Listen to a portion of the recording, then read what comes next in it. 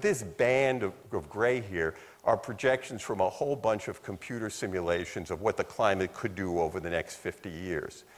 In the purple, I've just picked out one computer simulation. Each of these simulations differ by making different assumptions about some of the details of the atmosphere, what the initial temperature would be, et cetera. And we just don't know which is right. But I just point this out to show you that in this particular simulation, while the trend line is clearly up, and it's going to be a lot warmer in 2050 than today, still the decade of the 2010s is a cooling decade, while the decade that we just went through is a warming decade, but then it starts to warm afterwards. So be careful. Any one decade could see some slight cooling. It's small compared to the overall trend, but you will have people going out there, as there are today, saying, aha, global warming isn't happening. Well, it is happening. It's just that it's a long-term phenomenon, not a short-term phenomenon. Now, why do we put any credence in any of these projections at all? Why should you believe me? There are at least 4 lines of evidence which suggest that the computer models we have are actually doing a good job and giving us some plausible representation of what the climate's going to look like in the future. And probably the clearest evidence of that is if you look to the past. So that you could ask, what if we had computer models in 1850 and you knew what the buildup of greenhouse gases was going to be? And how well would they have predicted the last 150 years? And that's exactly what's done here with today's computer models. There are 3 different colors here, if you just bear with me.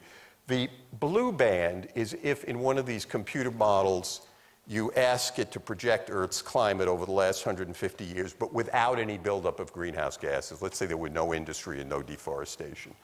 The pink curve is what happens if you add in the effect of the human-made buildup of greenhouse gases, and the black line is the actual observed temperature change on each of these continents.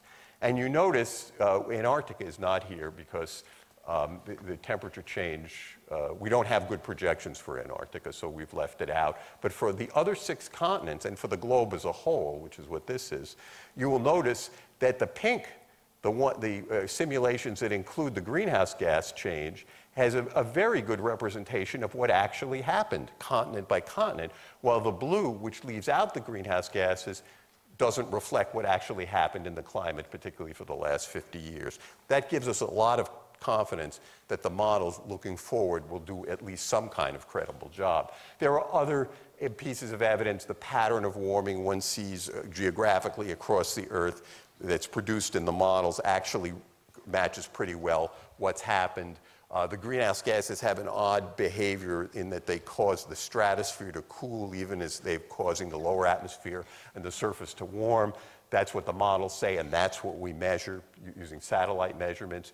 And we also have direct measurements of how much the sun and volcanoes, 2 factors which can influence climate change. As the sun can flicker a little bit, volcanoes can add dust to the atmosphere, which can reflect sunlight and have a cooling effect. We know by observation how much these have been causing the climate to flicker, and those changes are much too small to explain this change in temperature. So we have a nice coherent picture. I want to emphasize, within the uncertainty, that band there is pretty wide. The computers don't go smack on the black curve, but they clearly do a much better job. They clearly generally represent what the problem looks like.